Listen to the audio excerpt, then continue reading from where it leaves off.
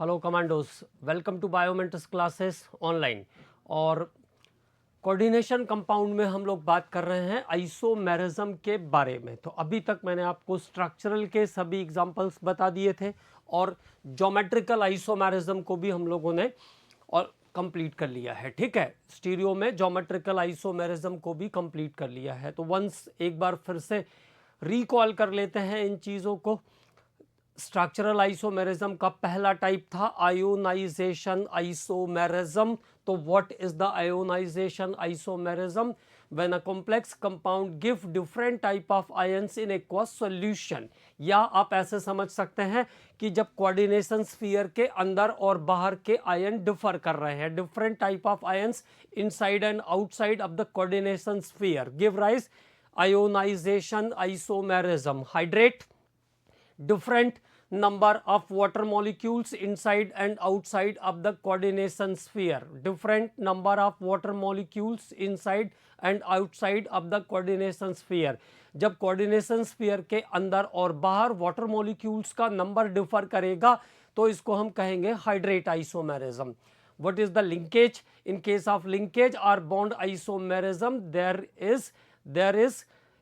there is ambidentate ligands and mode of linking of atoms were change।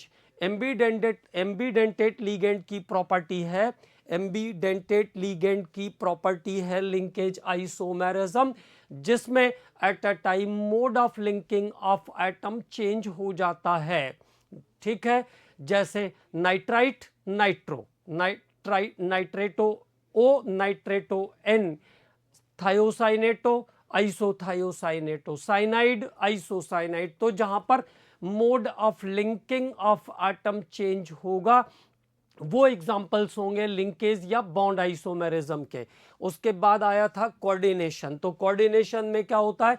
Interchange of ligand, interchange of ligand. जैसे हमने कहा PTNH3 CuCl4, तो PTNH3 और CuCl4 में क्या होगा? क्लोरीन चेंज कर जाएगा प्लेटिनम और कॉपर के बीच। ठीक है, तो कैसा कॉम्प्लेक्स बन सकता है? PtCl4 CuNH3 तो इंटरचेंज ऑफ लिगेंड जहां पर देखने को हमें मिलेगा वो कौन सा आइसोमेरिज्म है? कोऑर्डिनेशन आइसोमेरिज्म है। देन हमने बात किया पॉलीमराइजेशन के बारे में।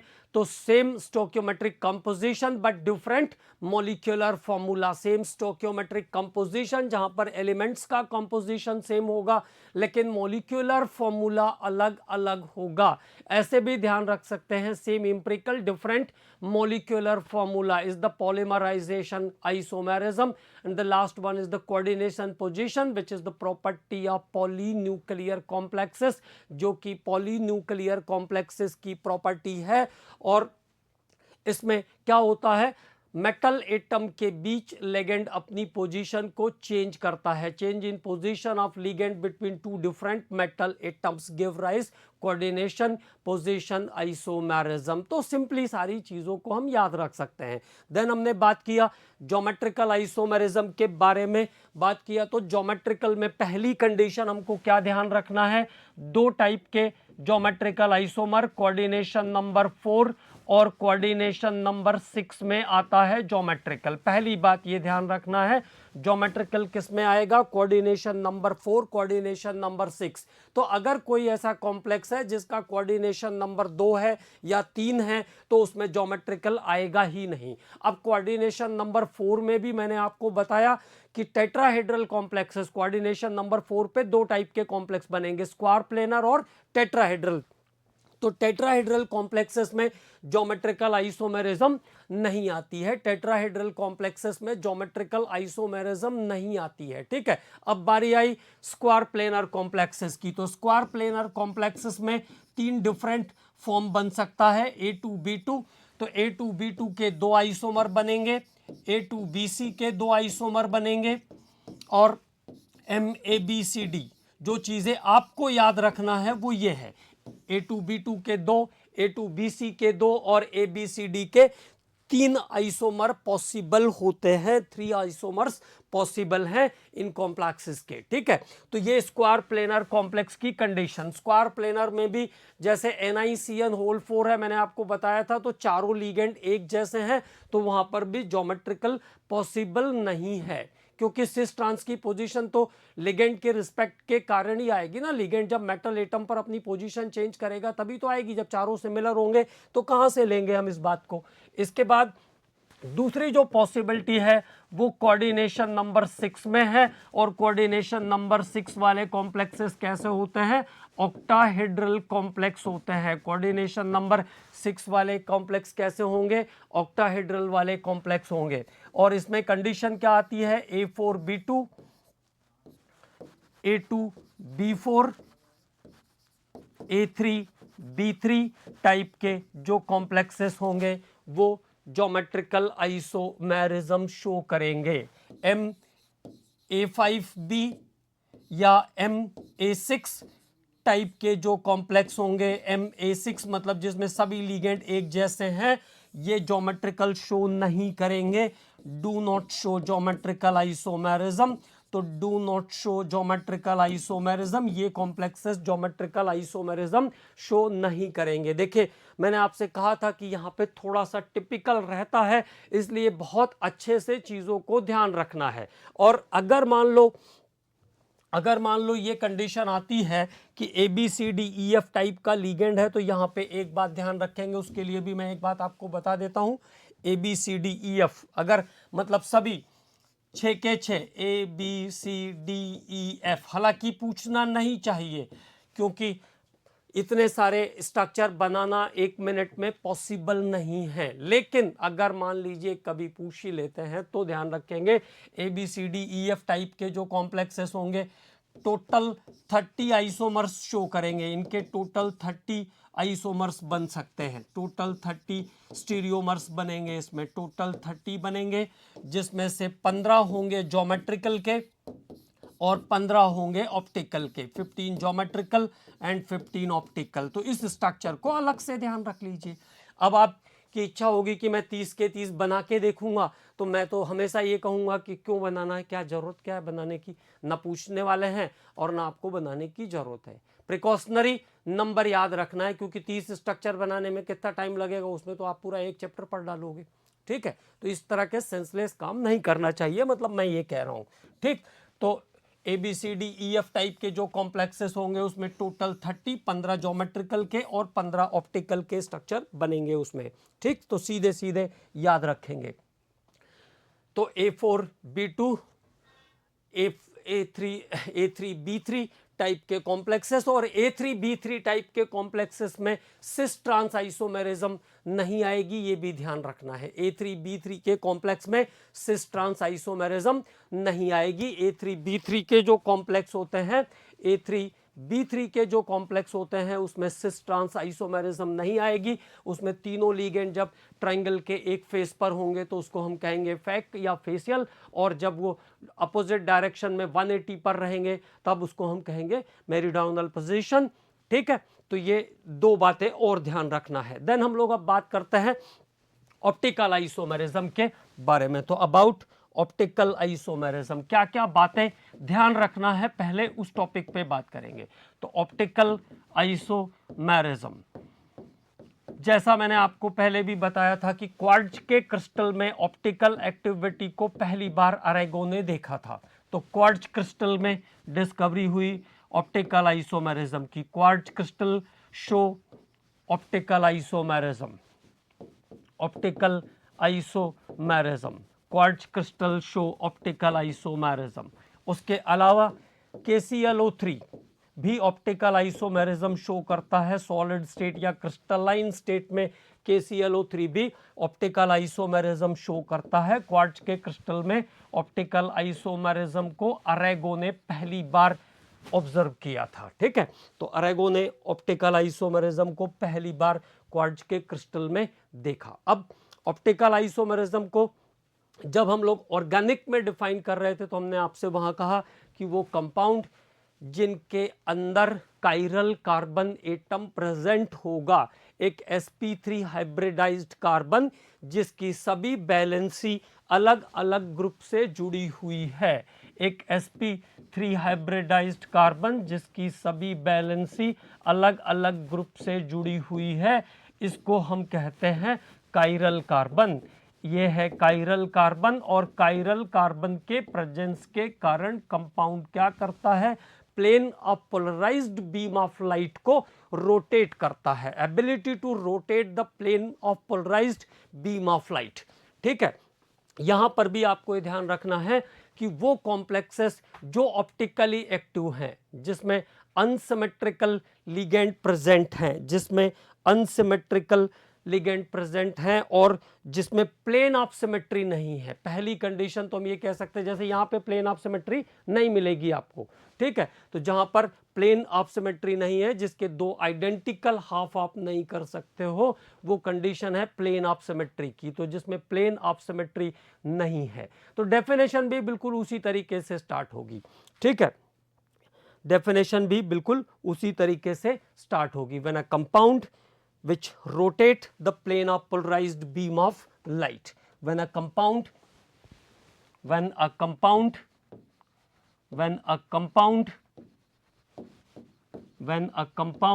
rotate the plane of polarized, when a compound rotate the plane of polarized beam of light, when a compound rotate the plane of polarized beam of light is called optical active compound, is called optical active compound, is called optical active compound, उसको हम कहेंगे optical active compound, and this phenomenon is known as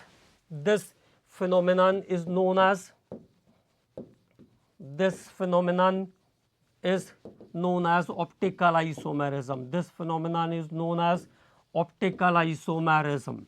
तो जब कोई optical active compound plane of polarized beam of light को rotate करेगा तो उसको हम कहेंगे ऑप्टिकल एक्टिव कंपाउंड, और इस फिनोमेना को हम कहते हैं optical isomerism. It is known as optical isomerism.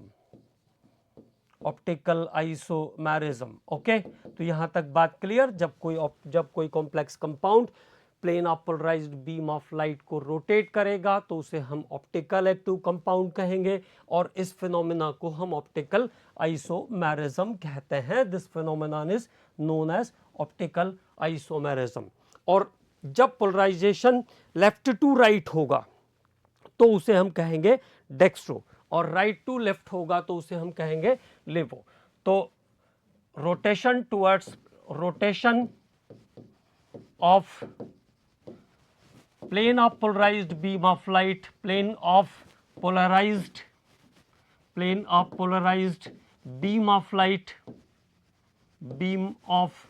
light towards right.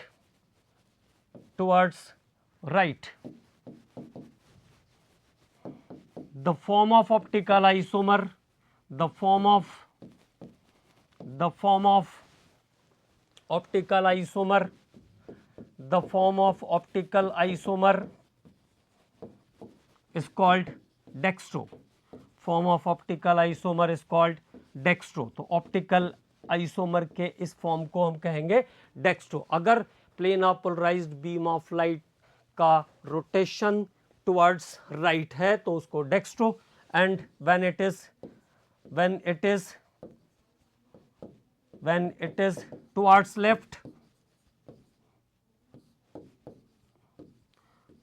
towards left, is called levo. और अगर ये रोटेशन टुवर्ड्स लेफ्ट है तो इसको हम कहेंगे लेवो. तो दो टाइप के ऑप्टिकल आइसोमर हैं. It depends on polarization of light in different directions, that is dextro and levo. अगर वो लेफ्ट टू राइट जा रहा है, rotation polarization left to right है, तो डेक्स्ट्रो, और अगर राइट टू लेफ्ट है तो लिवो। तो इस तरीके से दो ऑप्टिकल आइसोमर, दो टाइप के ऑप्टिकल आइसोमर आइडेंटिफाई होंगे, डेक्स्ट्रो और लिवो। और डेक्स्ट्रो और लिवो जो होते हैं वो एक दूसरे के साथ मिरर इमेज होते हैं, वो मिरर इमेज होते हैं, और मिरर इमेजेस को हम एनांशियोमर कहते हैं। ये सब चीज़ें हम लोगों ने पढ़ा है जब हम लोग ऑर्गेनिक पढ़ रहे थे, तो उस समय पूरा ये इसका डिटेलिंग भी आया, ठीक है ना। तो जो मिरर इमेजेस होती है it is called enantiomers, mirror images को इनांशियोमर्स कहते हैं। और किसी भी ऑप्टिकल आइसोमर के मिक्सचर के अंदर 50% डी फॉर्म और 50% एल फॉर्म होता है। It means 50% dextro and 50% लिवो, 50% dextro and 50% लिवो, और उसको हम कहते हैं that mixture is called racemic mixture. उस मिक्सचर को हम क्या कहते हैं? रेसिमिक मिक्सचर कहते हैं, ठीक है। तो 50% इक्वल रहता है, 50% dextro and 50% लिवो, and this mixture is called racemic mixture. तो रेसिमिक मिक्सचर जो होता है वो बनने के बाद कोई पोलराइजेशन शो नहीं करता है। अब यहां पर ऑप्टिकल में आपको क्या क्या कंडीशन ध्यान रखना है उसके बारे में बात कर लेते हैं। तो सबसे पहली जो असेंशियल कंडीशन है, या क्या क्या पॉइंट्स आपको याद रखने हैं यहां पे, उसके बारे में बात करेंगे। तो number 1, substance should not have, पहली बात, सब्सटेंस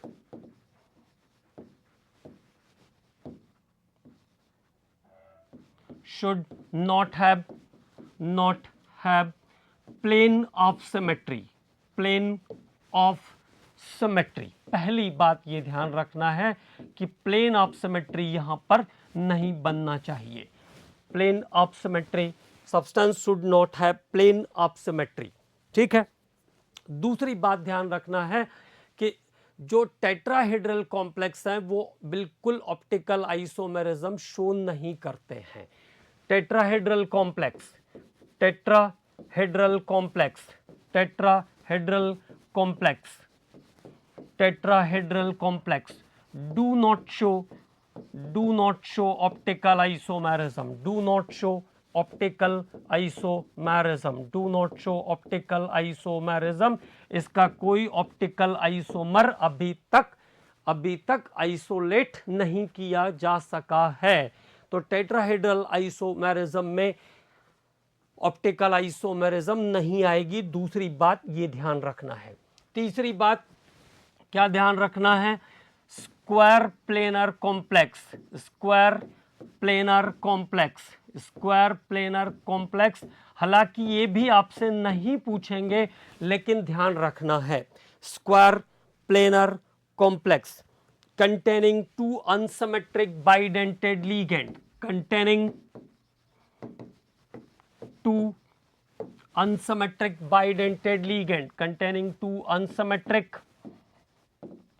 unsymmetric बाइडेंटेड लीगेंड। अब बाइडेंटेट आप आराम से पहचान सकते हैं, कोई दिक्कत ही नहीं है। Bidentate ligand containing two unsymmetric bidentate ligand. तो स्क्वायर प्लेनर कॉम्प्लेक्सेस जिसमें अनसिमेट्रिक बाइडेंटेड लीगेंड है, unsymmetric bidentate ligand. Show the optical isomerism, show the optical isomerism, show the optical isomerism. उनमें ऑप्टिकल आइसोमेरिज्म मिल सकती है, और कुछ एग्जाम्पल उसके आपको, केवल एक दो एग्जाम्पल हैं, तो उसको आपको अलग से ध्यान रखना पड़ेगा, उसको आपको अलग से ध्यान रखना है। उनके नाम मैं आपको बता देता हूं, तो उनके नाम के हिसाब से आप उसको ध्यान रख लीजिए। अनसिमेट्रिकल बाइडेंटेड लीगेंड का प्रेजेंस होना चाहिए वहां पर। अनसिमेट्रिकल बाइडेंटेड लीगेंड वाले स्क्वायर प्लेनर कॉम्प्लेक्सेस के कुछ एग्जाम्पल हैं जहां पर ऑप्टिकल आइसोमेरिज्म मिलती है। और बिस बेंजाइल एसीटोनेटो बेरिलियम 2, बिस बेंजाइल एसीटोनेटो बेरिलियम 2, बिस बेंजोइल एसीटोनेटो, बिस बेंजाइल एसीटोनेटो बेरिलियम 2, एसीटोनेटो बेरिलियम बेरिलियम 2, एक कॉम्प्लेक्स तो ये हो गया। तो स्क्वायर प्लेनर में भी ये रेयरली मिलता है, इसलिए अच्छे से ध्यान रखेंगे। बिस बेंजाइल एसीटोनेटो बेरिलियम 2 एक एग्जाम्पल हो गया। दूसरा एग्जाम्पल है इसका, सेकंड एग्जाम्पल है बिस ग्लाइसेनेटो जिंक 2, बिस ग्लाइसेनेटो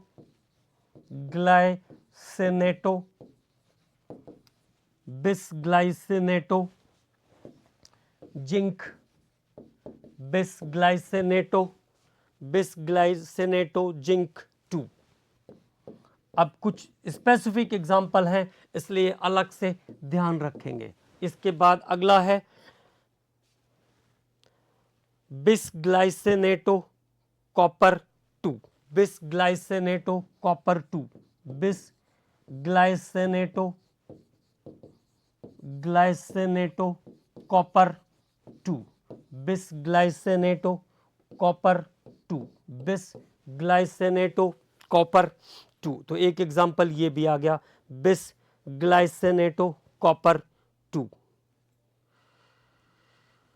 ठीक है, तो ये कुछ ऐसे कॉम्प्लेक्स जो स्क्वायर प्लेनर हैं, उस कंडीशन में भी ये ऑप्टिकल आइसोमेरिज्म शो करते हैं। तो याद रख लीजिए, बिस बेंजाइल एसीटोनेटो बेरिलियम 2, बिस ग्लाइसेनेटो जिंक 2, बिस ग्लाइसेनेटो कॉपर 2, ये कॉम्प्लेक्सेस जिनमें अनसिमेट्रिकल बाइडेंटेड लिगेंड प्रेजेंट है, इसके अंदर ऑप्टिकल आइसोमेरिज्म पॉसिबल है। और मैंने आपसे पहले कहा कि इन सब चीज़ों के बारे में कोई बात नहीं करेंगे, सीधे सीधे आपको जो कंडीशन ध्यान रखना है, तो it is most common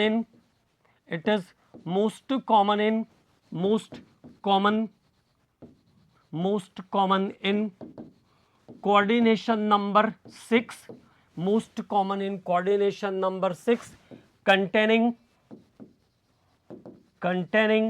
bidentate ligand।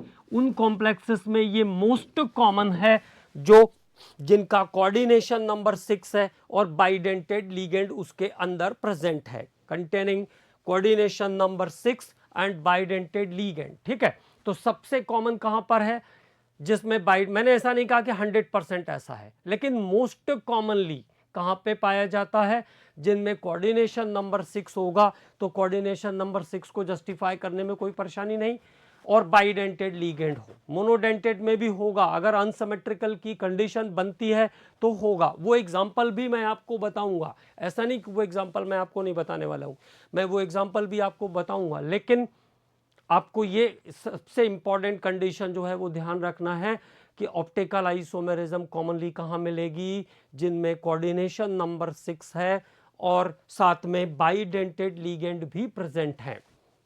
तो ऑप्शन कट करने में आसानी रहेगी आपको। ठीक है, तो ये कंडीशन सबसे मोस्ट कॉमन है जहां पर आपको देखने को मिलेगी ऑप्टिकल आइसोमेरिज्म। ठीक है, और एक और condition, the cis form of, अगर सिस आइसोमर है, the cis form of COEN whole twice COEN whole twice Cl2, COEN whole twice Cl2, COEN whole twice Cl2 plus show the geometrical isomerism, show the geometrical isomerism तो show कर ही रहा है क्योंकि cis form है। show the optical isomerism, तो ये form सिस का भी ऑप्टिकल आइसोमेरिज्म शो करेगा, क्योंकि जब ये ट्रांसफॉर्म में रहेगा तो सिमेट्री आ जाएगी, ऊपर नीचे आइडेंटिकल की कंडीशन पे आ जाएगा तो सिमेट्री आ जाएगी वहां। तो ट्रांसफॉर्म इसका ऑप्टिकल आइसोमर जो ऑप्टिकली एक्टिव नहीं होगा, ये ध्यान रखेंगे। ठीक, तो ये अगली बात हो गई। तो पहली बात, अनसिमेट्रिकल लिगेंड्स का प्रेजेंस होना चाहिए। Unsymmetrical ligand substance should have a plane of symmetry in its structure. तो पहली कंडीशन क्या थी, plane of symmetry in its should not have plane of symmetry in its structure, जिसके स्ट्रक्चर में plane of symmetry नहीं होगी, एक बात। दूसरी बात क्या ध्यान रखना है, square planar complex tetrahedral complexes में ज्योमेट्रिकल ऑप्टिकल नहीं बनेगा। टेट्राहेड्रल कॉम्प्लेक्सेस में ऑप्टिकल नहीं बनता है, ज्योमेट्रिकल भी नहीं बनता है टेट्राहेड्रल में, ठीक है। इसके बाद स्क्वायर प्लेनर कॉम्प्लेक्सेस के कुछ एग्जांपल लिखवाए मैंने आपको, जहां पर आपको अनसिमेट्रिकल बाइडेंटेड लीगेंड अगर है तो वहां ज्योमेट्री ऑप्टिकल आ सकती है, ठीक। ये दूसरी बात। तीसरी बात हो गई। इसके बाद क्या ध्यान रखना है, जैसे एक स्ट्रक्चर लिखा हमने COEN होल ट्वाइस Cl2+, तो इसका सिस फॉर्म जो होगा वो ऑप्टिकल एक्टिव होगा, मतलब वो ऑप्टिकल आइसोमेरिज्म शो करेगा, ठीक। ये भी कंडीशन हो गई। इसके बाद सबसे मोस्ट कॉमन कंडीशन क्या है, जहां पर कोऑर्डिनेशन नंबर 6 होगा, और इसके साथ साथ कोऑर्डिनेशन नंबर 6 के साथ साथ क्या होना चाहिए, बाइडेंटेड लीगेंड प्रेजेंट होगा। वो सबसे मोस्ट कॉमन कंडीशन है ऑप्टिकल आइसोमेरिज्म के लिए। तो this is the most common condition for optical isomerism. अब कौन कौन से फॉर्मूले हैं, जैसे हमने वहां पे लिखा स्क्वायर प्लेनर में A2B2 A4B2, तो इस टाइप से अब फॉर्मुलेट करते हैं कि किस किस कंडीशन पर ऑप्टिकल आइसोमेरिज्म मिलेगी। तो optical isomerism present in complex, optical isomerism present in complexes। Number 1, पहला कौन सा कॉम्प्लेक्स हो सकता है, अगर देखो मोनोडेंटेट है A2B2C2 और N पॉजिटिव और नेगेटिव चार्ज वाले जो कॉम्प्लेक्स होंगे वो ऑप्टिकल आइसोमेरिज्म शो करने वाले हैं। ये कॉम्प्लेक्स हो गया पहला वैरायटी का कॉम्प्लेक्स। अब सेकंड टाइप का कॉम्प्लेक्स MABCDEF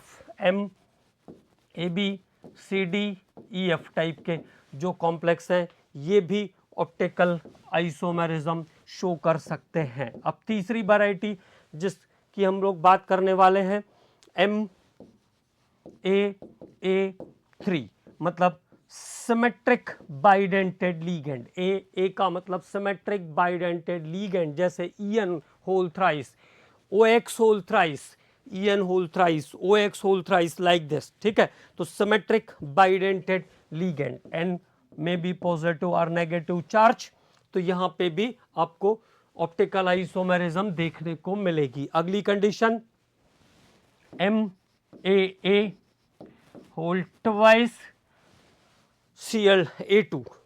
A2 में भी N प्लस माइनस चार्ज। तो यहां पर भी जैसे अभी हम लोगों ने बात किया था जिस कॉम्प्लेक्स के बारे में, COEN होल ट्वाइस Cl2, तो EN होल ट्वाइस Cl2, तो वो A2 सिमेट्रिक बाइडेंटेट है AA, और A2 is the monodentate ligand here, 2 chlorine थे वहां पर। तो इस टाइप के कॉम्प्लेक्स भी ऑप्टिकल आइसोमेरिज्म शो करेंगे, इस टाइप के कॉम्प्लेक्स भी ऑप्टिकल आइसोमेरिज्म शो करेंगे, ठीक है। उसके अलावा अगली condition MAA whole twice BC type के कॉम्प्लेक्स भी ऑप्टिकल आइसोमेरिज्म शो करेंगे। तो सभी कॉम्प्लेक्स मोस्टली जो है वो सब ऑक्टाहेड्रल कॉम्प्लेक्सेस की बात कर रहे हैं हम लोग। और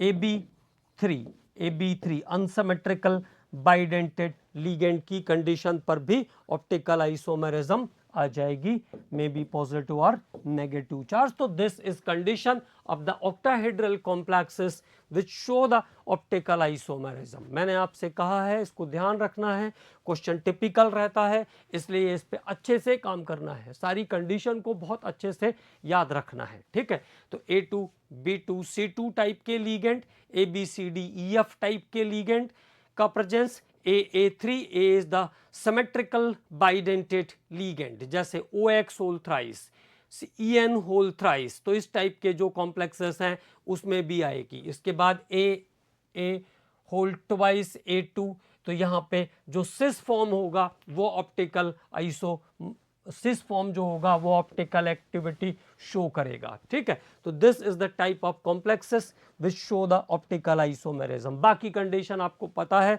कि ऑप्टिकल आइसोमर है तो वो डेक्स्ट्रो और लिवो के फॉर्म में जाएंगे। डेक्स्ट्रो और लिवो दो टाइप के ऑप्टिकल आइसोमर होते हैं on the basics of the rotation of, on the basics of the polarization of plane of polarized beam of light. अब बात कर लेते हैं कुछ एग्जांपल्स का अरेंजमेंट देख लेते हैं ताकि आपको यहाँ पे भी कंफ्यूजन ना हो, ठीक है। तो जैसे पहला वाला जो हमारा एग्जांपल था A2 B2 C2, तो PT NH3 whole twice, PT NH3 whole twice, Cl2 Py whole twice. अब ये एक ऐसा कॉम्प्लेक्स है जिसमें सभी मोनोडेंटेड लीगेंड हैं। कुल लीगेंड का नंबर कितना है 6, तो कोऑर्डिनेशन नंबर कितनी हो जाएगी 6, और कोऑर्डिनेशन नंबर 6 है तो इट इज ऑक्टाहेड्रल कॉम्प्लेक्स। अब किस कंडीशन में इसमें प्लेन ऑफ सिमेट्री नहीं आएगी वो चीज आपको ध्यान रखना है, तो उस तरीके से आपको इसको अरेंज करना है। तो ये अरेंज किया मैंने, ठीक है।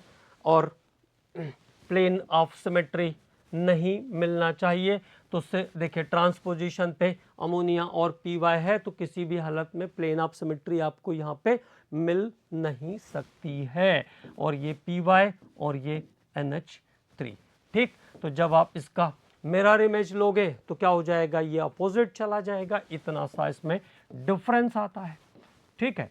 तो ये ऐसा हो जाएगा, ये आ गया आपका PY पायरिडीन और ये अमोनिया, और ये आ गया आपका PY, ये NH3 और ये Cl। तो there is the mirror image without plane of symmetry, ठीक है। तो ये दोनों स्ट्रक्चर मिलकर के क्या कर रहे हैं, ऑप्टिकल आइसोमेरिज्म शो कर रहे हैं। These two structures show the optical isomerism.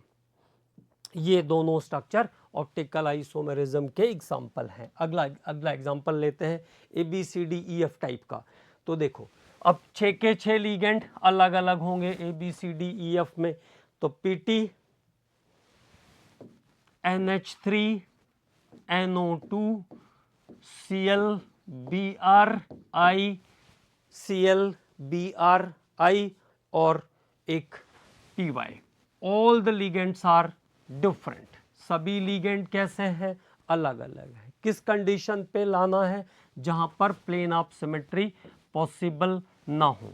तो देखो ये आ गया ब्रोमीन, ये आ गया आयोडीन, 2 हो गए अरेंज। अब बाकी के 4 को अरेंज करते हैं। तो NO2 NH3 NO2 NH3 और ये आ गया PY, और इसके बाद कुछ बचा है, आयोडीन हो गया, NO2 भी हो गया है, Br भी हो गया, 1 2 3 4 5 6। तो PY के साथ एक और होगा ना Cl। अच्छा क्लोरीन नहीं लिया हम लोगों ने, क्लोरीन। तो इसका अगला स्ट्रक्चर जो मिरर इमेज आएगा वो बिल्कुल आराम से निकल जाएगा। PT, ये हो गया आपका Br, ये हो गया I, ये हो गया आपका इधर क्लोरीन, इधर PY, और ये इधर NO2 और इधर पे NH3। तो there is the mirror image of the structure. ये इस स्ट्रक्चर का मिरर इमेज हो गया है। केवल और केवल कंडीशंस ध्यान रखने हैं। CREN whole COEN whole thrice, COEN whole thrice, COEN whole thrice 3+। तो अब देखो कैसा है, AA3 टाइप का लीगेंड है। ये सब बातें याद रखनी है। AA3 टाइप का लीगेंड है, सिमेट्रिक बाइडेंटेड, सिमेट्रिक बाइडेंटेड, ठीक है। तो देखो CO, अब EN कैसा है, बाइडेंटेड लीगेंड है। बाइडेंटेड लीगेंड है तो क्या करना पड़ेगा, बाइडेंटेड लीगेंड है तो वो 2 एंड से एक दूसरे के साथ जुड़ने वाला है, 2 एंड से एक दूसरे के साथ जुड़ेगा। एक जगह से आप उसको जोड़ नहीं सकते हो बाइडेंटेड को, ठीक है। एक जगह से तो बाइडेंटेड जुड़ेगा नहीं, तो 2 बैलेंसी को कोऑर्डिनेट करेगा, वो दो बैलेंसी को क्या करेगा, कोऑर्डिनेट करेगा, है ना ऐसा।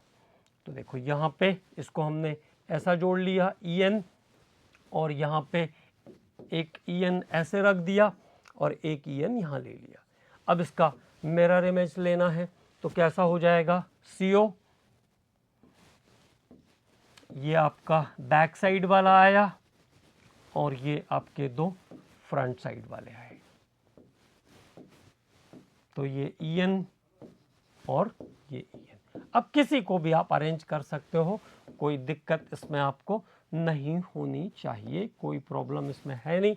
तो बस केवल और केवल क्या ध्यान रखना है, कॉम्प्लेक्स के ऑप्टिकल आइसोमेरिज्म में हमें रिक्वायर्ड कंडीशन ध्यान रखना है, केवल और केवल ऑक्टाहेड्रल कॉम्प्लेक्सेस में आएगी, mostly common in the presence of bidentate ligand. लेकिन मैंने ऐसा नहीं कहा कि मोनोडेंटेट वाले शो नहीं करेंगे, मोनोडेंटेट की मैंने दोनों कंडीशन आपको बताया, ABCDEF और A2B2 C2 टाइप के जो कॉम्प्लेक्सेस हैं वो ऑप्टिकल आइसोमेरिज्म शो करते हैं, that optical isomerism show the that complexes show the optical isomerism. उसके अलावा CROX whole thrice 3 minus, CROX whole thrice 3 minus trioxalate का कॉम्प्लेक्स है, CROX whole twice H2O whole twice, H2O whole twice, and here is negative charge complex। और इसके अलावा और CR glycinato whole thrice, तो unsymmetric bidentate ligand है glycinate, ठीक है। Fe PTEN whole thrice, PTEN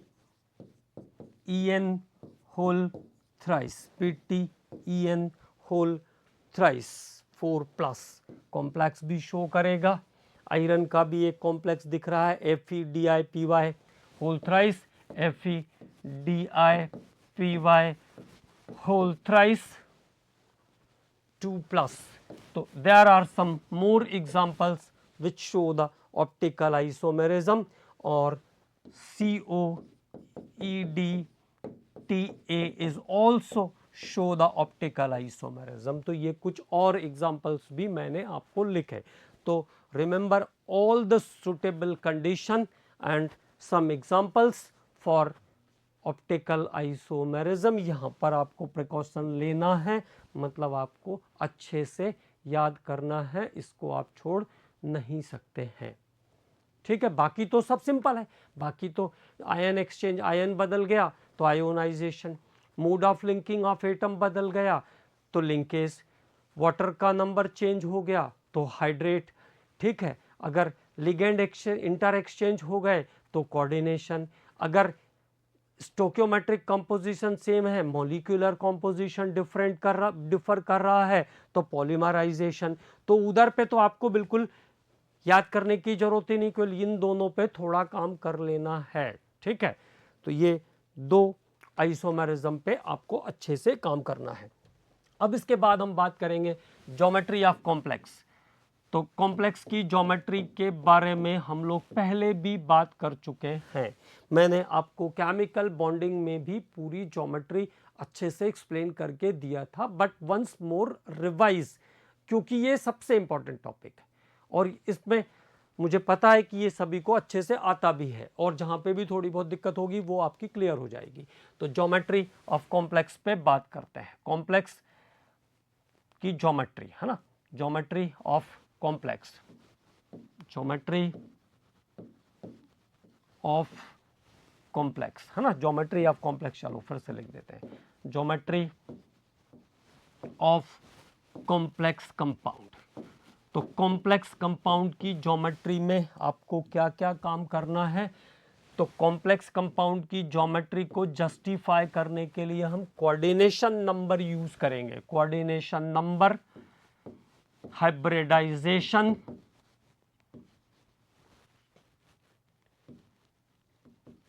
coordination number, hybridization, shape और bond angle, shape और बॉन्ड एंगल। तो ये सब हम लोग बॉन्डिंग में पढ़ चुके हैं एक बार। तो कोऑर्डिनेशन नंबर अगर 2 है किसी कॉम्प्लेक्स में, अगर कोऑर्डिनेशन नंबर 2 है तो उसमें हाइब्रिडाइजेशन sp, शेप लीनियर और बॉन्ड एंगल 180 डिग्री का होगा। बॉन्ड एंगल कितना? 180, 180। अगर कोऑर्डिनेशन नंबर 3 है तो sp2 प्लेनर 120। तो यहां तक कोई कंफ्यूजन है ही नहीं, ठीक। अगर कोऑर्डिनेशन नंबर 2 है, जैसे मैंने कहा AgNH3 whole twice, AgNH3 whole twice Cl, तो आंसर हो जाएगा sp, ठीक है। Hgi3 माइनस, तो Hgi3 माइनस, तो 3 आपको लिगेंड मिले। तो कोऑर्डिनेशन नंबर कितनी? 3। Answer is clear, sp2 hybridised होगा। अगली कंडीशन कोऑर्डिनेशन नंबर 4, यहां पर आपको ध्यान रखना है, अब यहां से ध्यान रखना शुरू करना है। कोऑर्डिनेशन नंबर 4, तो 2 टाइप के कॉम्प्लेक्स मिलेंगे यहां पे, dsp2 और sp3। नॉर्मल ज्योमेट्री में केवल sp3 मिलता है, यहां पे dsp2 भी मिलेगा। तो dsp2 is square planar, square planar 90, square planar 90। sp3 tetrahedral,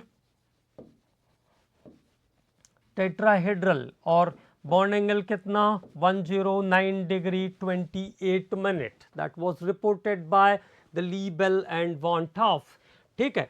तो ये हो गया, यहां से ध्यान रखना है मैंने कहा।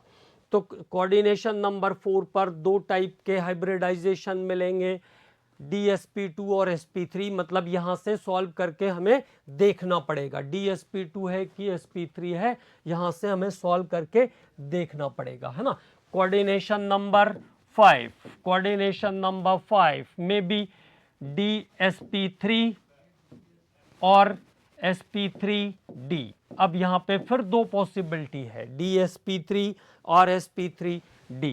Bond angles are 120 degree, 3 of 120 degree, 2 of 90 degree, और shape is trigonal bipyramidal, trigonal bipyramidal shape, त्रिकोणीय द्विपिरामिडी, ट्राइगोनल बाइपिरामिडल शेप बनाएगा ये, trigonal bipyramidal. Coordination number 6, again 2 type होगा, d2sp3 and sp3d2, d2sp3 and sp3d2, ठीक है। तो d2sp3 and sp3d2 for coordination number 6। और 90 डिग्री के bond angle, octahedral shape, 90 degree के बॉन्ड एंगल और ऑक्टाहेड्रल शेप, ठीक है। तो ये हुआ ज्योमेट्री का कैलकुलेशन कोऑर्डिनेशन नंबर के बेस पे। तो how to calculate the geometry with the help of coordination number. Coordination number 2 sp, coordination number 3 sp2, कोई प्रॉब्लम नहीं यहाँ तक। कोऑर्डिनेशन नंबर 4 पर 2 टाइप की ज्योमेट्री होगी, that is sp3 and dsp2। Coordination number 5 पर भी 2 टाइप की ज्योमेट्री होगी, dsp3 और sp3d। कोऑर्डिनेशन नंबर 6 पर d2sp3 या sp3d2। तो ये कॉम्प्लेक्स के ज्योमेट्री की बात कर रहे हैं हम लोग। आगे बात करते हैं, कुछ और चीज़ों पर बात करते हैं, कुछ एग्जाम्पल्स देखते हैं, तो ज़्यादा चीज़ें हमें क्लियर हो जाएगी। केवल 1-2 पॉइंट आपको ध्यान रखना है, ठीक है। तो वो पॉइंट्स क्या क्या है? Cn minus NO2 CO carbonyl, this is carbonyl, carbonyl, ये इंपॉर्टेंट बात है, are the strong ligand, are the strong ligand. तो पहली बात तो ये ध्यान रखना है, ये स्ट्रॉन्ग लीगेंड है, स्ट्रॉन्ग लीगेंड। स्ट्रॉन्ग लीगेंड क्या करते हैं? Back bonding, it is responsible for back bonding. Strong ligand क्या करते हैं? Back bonding. What is the meaning of back bonding? What is the meaning of the back bonding? Unshared electron, unpaired electron जो रहते हैं balance cell में वो paired हो जाते हैं। अनशेयर्ड अनपेयर्ड इलेक्ट्रॉन जो है बैलेंस सेल में वो पेयर्ड हो जाते हैं by the effect of the ligand. तो ऐसे लीगेंड को हम कहते हैं strong ligand. Cyanide minus NO2 and CO are the strong ligand. ये स्ट्रॉन्ग लीगेंड्स हैं। Okay, ammonia is the strong ligand. Ammonia is the strong ligand. Ammonia is the strong ligand in case of complex of cobalt. In case of complex of cobalt, तो cobalt के complex में ammonia strong ligand है, बाकी सभी complexes में ये week ligand जैसा काम करता है। बाकी सभी कॉम्प्लेक्सेस में ये वीक लीगेंड के जैसा काम करता है। तो ये बात आपको याद रखना है, कोबाल्ट के कॉम्प्लेक्स में अमोनिया स्ट्रॉन्ग लीगेंड है। ठीक, क्योंकि आजकल जो टेक्नोलॉजी है वो बहुत ही फाइन है, तो आसानी से हम स्ट्रक्चर को देख सकते हैं एक्सरे क्रिस्टलोग्राफी से कि वो कैसा स्ट्रक्चर है, फिर उसके बेस पर ये सब चीज़ें जस्टिफाई होती है। तो इसलिए ये नहीं सोचना है कि कहाँ से एक्सेप्शन आ गया, ये ध्यान रखना है कि 4 नंबर चाहिए ना, तो 4 नंबर चाहिए तो पढ़ना है और ये ध्यान रखना है। ठीक है, और chlorine is considered as strong ligand in complex of platinum. Chlorine minus भी स्ट्रॉन्ग लीगेंड जैसा काम करता है। स्ट्रॉन्ग लीगेंड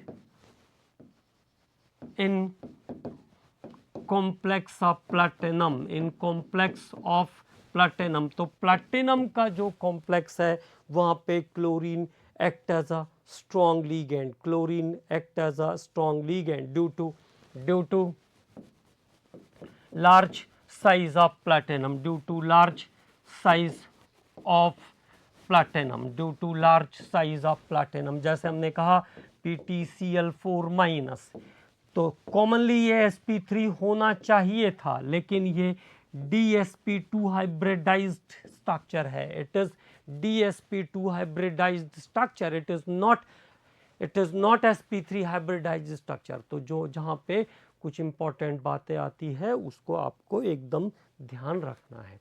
PtCl4 माइनस कैसा है, -2 चार्ज है इस पे। PtCl4 2 माइनस का जो कॉम्प्लेक्स है वो कैसा है, dsp2 है, sp3 नहीं है। मतलब क्लोरीन भी प्लैटिनम के कॉम्प्लेक्स में स्ट्रॉन्ग लीगेंड जैसा काम करता है because of big size of platinum. उससे कोई मतलब नहीं, मेन बात यह है कि जहाँ पर जो चीज़ है उसको एज इट इज़ ध्यान रखने की कोशिश करना है। ठीक है, तो कार्बोनाइल, इसके बाद NO2, इसके बाद साइनाइड, ये स्ट्रॉन्ग लीगेंड है सभी कॉम्प्लेक्स में। किसी भी कॉम्प्लेक्स में ये होंगे तो स्ट्रॉन्ग लीगेंड होंगे। Ammonia is the strong ligand in complex of cobalt. Cobalt के कॉम्प्लेक्स में अमोनिया स्ट्रॉन्ग लीगेंड के जैसा काम करता है। ठीक है, इसके अलावा क्लोराइड भी स्ट्रॉन्ग लीगेंड जैसा काम करता है, वो प्लैटिनम के कॉम्प्लेक्स में। It is in complex of platinum. Okay, अब बात करते हैं इसके सॉल्यूशन के बारे में। तो देखो, जो स्ट्रॉन्ग लीगेंड के कॉम्प्लेक्सेस हैं, complexes of strong ligand are the low spin, वो हमेशा लो स्पिन कॉम्प्लेक्स होंगे। और complexes of weak ligand are the complexes of high spin, वो हमेशा हाई स्पिन कॉम्प्लेक्स होंगे। अगर हाइब्रिडाइजेशन में पहले d ऑर्बिटल इन्वॉल्व हुआ तो वो ऐसा चलेगा dsp2, dsp3, d2sp3। और अगर d बाद में आया तो sp3d, sp3d2। तो जब dsp3, dsp2 या d2sp3 होगा तो इसे हम कहते हैं inner D complex, inner D complex. और जब d बाद वाला आएगा तो वो होता है outer d complex. sp3d, sp3d2 are the outer d complexes, वो सब आउटर डी कॉम्प्लेक्स हैं। स्ट्रॉन्ग लीगेंड के कॉम्प्लेक्स वीक स्पिन वाले होंगे, लो स्पिन कॉम्प्लेक्स होंगे। वीक लीगेंड के कॉम्प्लेक्स हाई स्पिन कॉम्प्लेक्स होंगे, क्योंकि वहां पर pairing of unshared electron possible नहीं है। ठीक है, अब चलिए एक एग्जांपल देखते हैं, बिल्कुल सिंपल, जो मैंने आपको पहले भी कराया है, तो सारी चीज़ें हमें ऑटोमेटिकली क्लियर हो जाएगी। कहाँ पर क्या ध्यान रखना है, बिल्कुल सिंपल, K4FeCN होल 6। तो देखो कोऑर्डिनेशन नंबर 6 है, तो ये जस्टिफाई हो जाएगा, कोऑर्डिनेशन नंबर 6 है तो ये जस्टिफाई हो जाएगा कि ये या तो sp3 हो, sp3d2 होगा या d2 sp3 होगा, मे बी sp3d2 और d2 sp3 is the complex. यहाँ तक क्लियर। अब देखो क्या क्या चीज़ है, सेंट्रल मेटल क्या है, आयरन, उसका चार्ज नंबर चाहिए मुझे, लीगेंड क्या है, साइनाइड, लीगेंड क्या है यहाँ पे, साइनाइड, कैसा लीगेंड है साइनाइड, स्ट्रॉन्ग लीगेंड है, स्ट्रॉन्ग लीगेंड है तो क्या करेगा, बैक बॉन्डिंग करेगा, स्ट्रॉन्ग लीगेंड है तो क्या करेगा, बैक बॉन्डिंग करेगा। तो चलिए शुरू करते हैं, 4 + x - 6 = 0, तो x = कितना आ गया, 2+, मतलब आयरन का ऑक्सीडेशन स्टेट कितना है, 2+ है। What is the iron oxidation state of iron is 2+। अब देखिए iron atomic number 26, balance cell configuration is 4s2 3d6। Okay, जब मुझे आयरन 2+ पे जाना होगा तो now the configuration is 4s0 3d6। अब क्या कॉन्फ़िगरेशन बना, 4s0 3d6, there are 6 electron in the d orbital, 6 electron हैं d ऑर्बिटल में। अब बारी आएगी लिगेंड की, लिगेंड कौन है, साइनाइड, कैसा है, स्ट्रॉन्ग लिगेंड है, स्ट्रॉन्ग लिगेंड है तो क्या करेगा, स्ट्रॉन्ग लिगेंड है तो बैक बॉन्डिंग करा देगा। Back bonding is what, unshared electron को शेयर्ड कर देगा, अनपेयर्ड वाले को पेयरिंग करा देगा। मतलब स्ट्रॉन्ग लिगेंड आया तो आप ऐसे ध्यान रखो कि कोई भी स्ट्रॉन्ग व्यक्ति आएगा तो क्या करेगा, जो लोग अलग अलग रह रहे थे उनको पेयर कर देगा ताकि ये स्पेस क्या हो जाए, वैकेंट हो जाए। तो उसने क्या किया, अपने इफेक्ट से ये सब रूम्स जो थे वो खाली करवा दिए। तो जब खाली करवा दिए तो क्या कंडीशन है, 4s पहले से ही एम्प्टी है। 3d की कंडीशन पे देखिए क्या दिख रहा है आपको, तो 3d की कंडीशन पे अब ये 3 पेयर्ड हो गए हैं और 2 वैकेंट जगह आपको दिख रही है। तो मैं एक बार फिर से इसको ड्रॉ कर लेता हूँ अपोजिट साइड से, जिधर से हमको उसको यूज करना है उस साइड से। तो देखिए जब बैक बॉन्डिंग हुई तो बैक बॉन्डिंग के बाद 3d की condition, after the back bonding the condition of 3d is what, 3 orbitals are now completely filled. अब यहाँ पे d में 2 जगह बची, 4s empty, 4p 4d 4f सब ला सकते हो आप, जिसके पास 4th लेवल है उसमें सब कुछ होगा। तो ये हुआ अगला केस, ठीक है। अब जो लीगेंड आएगा उसकी एंट्री कहां से होगी, 3d से स्टार्ट हो जाएगी उसकी एंट्री। तो ligands are always carrying electron pair and ligands forming coordinate bond with central metal atom or ion. Ligand metal atom के साथ कोऑर्डिनेट बॉन्ड बनाते हैं, लिगेंड मेटल के साथ कोऑर्डिनेट बॉन्ड बनाते हैं, ये ध्यान रखना है। अब आ गए 6 लिगेंड, तो कहाँ से शुरू हुआ, 3d से शुरू हुआ कारवा, है ना। तो क्या हो जाएगा, d पे कितने इलेक्ट्रॉन गए, 2, d2 sp3, d2 sp3 is the hybridization and what is the geometry, d2 sp3 90 octahedral, 90 octahedral। और ये जो कॉम्प्लेक्स है ये कैसा है, कंप्लीटली पेयर्ड है, all the orbitals are have 2 electron, सभी ऑर्बिटल में 2 इलेक्ट्रॉन प्रेजेंट हैं, तो it is completely paired.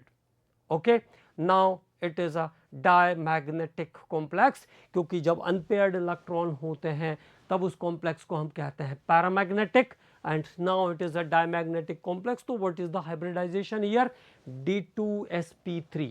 Okay, तो अगले लेक्चर में हम लोग पूरी ज्योमेट्री के बारे में बात करेंगे, और अगर ज्योमेट्री के एग्जांपल्स हमने फिनिश कर दिए तो फिर हम लोग बात करेंगे वर्नर्स कोऑर्डिनेशन थ्योरी, CFT और ऑर्गेनोमेटालिक्स भी बचा हुआ है इस यूनिट में, और इम्पॉर्टेंट यूनिट है। लेकिन आपको ध्यान रखना है क्या क्या चीज़ें, छोटे छोटे जो पॉइंट्स हमने शुरू में लिखे हैं वो करने हैं, नॉमेनक्लेचर पर काम करना है, और आइसोमेरिज्म बहुत सिंपल है लेकिन ऑप्टिक फिजिकल और ज्योमेट्रिकल पर काम करना है, उसको जैसा मैंने कहा है वैसे ही याद करके रखना है। कोई क्वेश्चन बाहर नहीं जाएगा, कभी नहीं गया तो अभी भी नहीं जाएगा, लेकिन काम करना है वहाँ पर। जब भी आप फ्री हो तो उसको अरेंज करिए। A2B2 होगा तो 2, A2BC होगा तो 2, ABCD होगा तो 3 आइसोमर शो करेगा। ऑक्टाहेड्रल कॉम्प्लेक्स होगा तो क्या क्या कंडीशन होगी, किस कंडीशन पे ऑप्टिकल आएगी, क्या क्या कंडीशन ऑप्टिकल के लिए चाहिए, वो सारी कंडीशंस याद करना है। ठीक है, और अगले लेक्चर में अब बात करते हैं ज्योमेट्री ऑफ कॉम्प्लेक्स के बारे में, एंड देन बात करेंगे remaining part of the unit. Okay, commandos, thank you.